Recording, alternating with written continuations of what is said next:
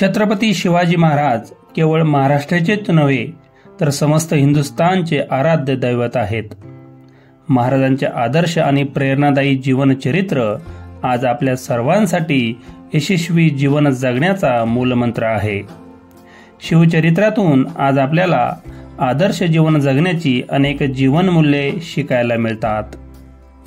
शिवरायांनी अतिशय प्रतिकूल अशा आसमानी आणि सुलतानी संकटावर मात करून रयतेचे स्वराज्य निर्माण केले.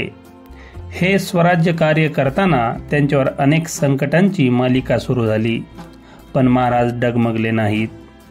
अफजल खान, शाहिस्ते खान, सिद्दी जोहर, मिर्झाराजे जयसिंग, औरंगजेब अशा असंख्य शत्रूंशी महाराजांनी मोठ्या धैर्याने सामना केला.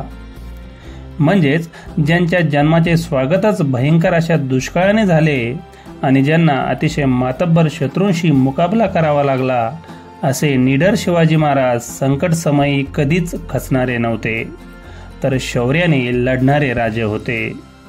आजच्या तरुणांना संकट समयी हताश निराश न होता मोठ्या आत्मविश्वासाने संकटाविरुद्ध लढण्याची प्रेरणा शिवचरित्रातून मिळते. शिवाजी महाराज हे कुशल संघटक होते.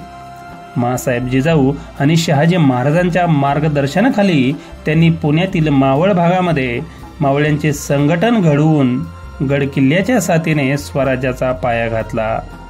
आजच्या काळात प्रत्येक क्षेत्रात असेच आपले संघटन टिकून ठेवले तर आपण ठरवलेले आपले ध्येय पूर्ण होऊ शकते. शिवराय प्रयत्नवादी राजे होते.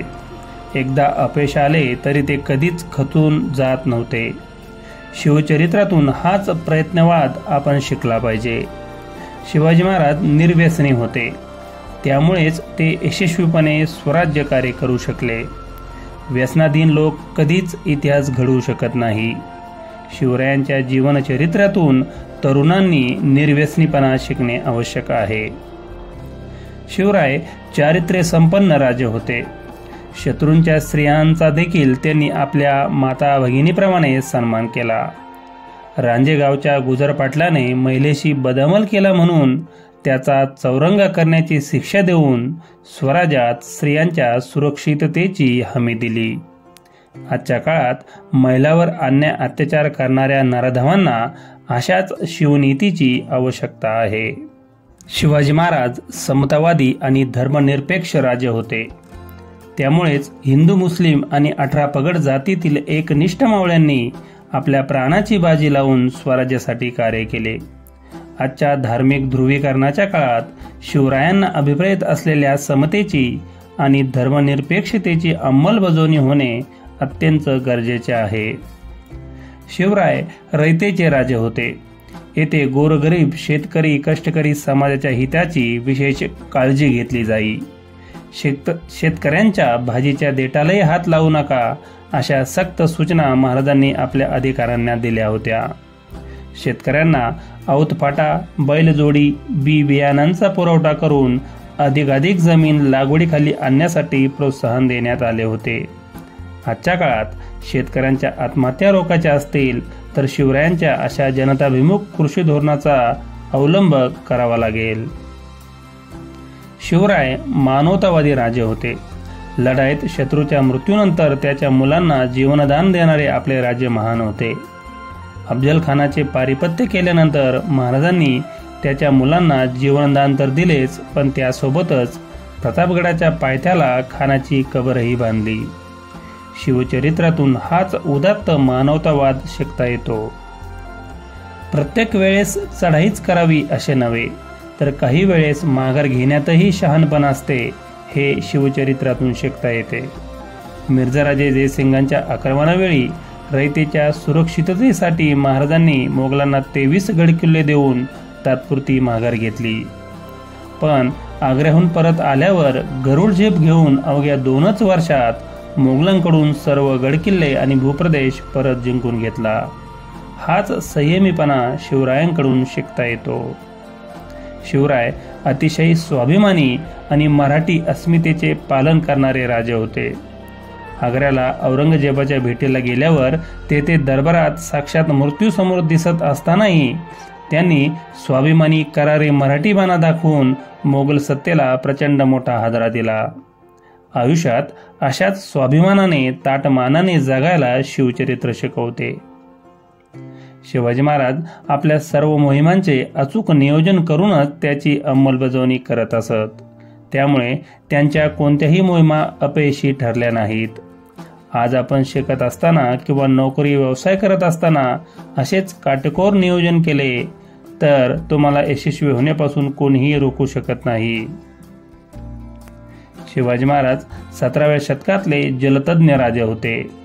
त्यांनी स्वराज्यात अतिशय अनोखे जल व्यवस्थापन करून रयतेला पाण्याची कमतरता भासू दिली नाही. पाणी बहुत जतन राखावे अशी आज्ञा देऊन त्यांनी गडावर आणि गडाखाली असंख्य तलाव निर्माण केले. राजगडावरील पद्मावती तलाव, रायगडावरील गंगासागर तलाव, सिंहगडावरील देवटाके, प्रतापगडावरील भवानी तलाव, पुरंदरवरील राजाळे तलाव, पन्हाळगडावरील सोमाळे तलाव आजही शिवरायांच्या जलव्यवस्थापन धोरणाची साक्ष देतात. आज शिवचरित्रातून आपल्याला पाणी बचतीचे आणि जल पुनर्भरणाचे धडे मिळतात. वृक्षप्रेमी शिवराय पर्यावरणाचे जतन व संवर्धन करणारे संवेदनशील राजे होते. गडावरील वृक्ष बहुत जतन राखावीत असे आवाहन त्यांनी केले होते. त्यांनी स्वतः रायगडावर आंब्याची झाडे लावून घेतली होती. वृक्षतोड न करण्याची त्यांची सक्त ताकीद होती. रयतेप्रमाणे स्वराज्यातील झाडांचीही काळजी घेणारा आपला पर्यावरणप्रेमी राजा होता. आज पर्यावरण धोक्यात आले आहे. पर्यावरणाचे रक्षण करावयाचे असेल तर शिवरायांच्या पर्यावरण दृष्टीची अंमलबजावणी होणे गरजेचे आहे. महाराज स्वच्छतेचे खंदे पुरस्कर्ते होते. गडावर पर्यावरणपूरक शौचालय उभारून त्यांनी मावळ्यांच्या आरोग्याची काळजी तर घेतलीच, पण त्याचबरोबर गडावरील कचरा जाळून गडाच्या स्वच्छतेलाही तेवढेच प्राधान्य दिले. आज आपल्याकडे कचऱ्याच्या विल्हेवाटीचा तसेच शौचालयाच्या वापराचा अजूनही प्रश्न सुटलेला दिसत नाही. त्यामुळे स्वच्छतेचा मूलमंत्र शिवचरित्रातून शिकावा लागतो. मित्रहो, आज आदर्श समाजकारण आणि आदर्श राजकारणासाठी शिवचरित्राची नितांत आवश्यकता आहे. छत्रपती शिवाजी महाराजांनी आपल्याला लढायला शिकवलं आणि आहे त्या परिस्थितीशी लढून आपले व्यक्तिमत्व घडवायलाही शिकवलं. चला शिवचरित्राचे आचरण करूया आणि आपला समाजाचा आणि राष्ट्राचा विकास घडवून आणूया. सर्वांना जय जिजाऊ, जय शिवराय.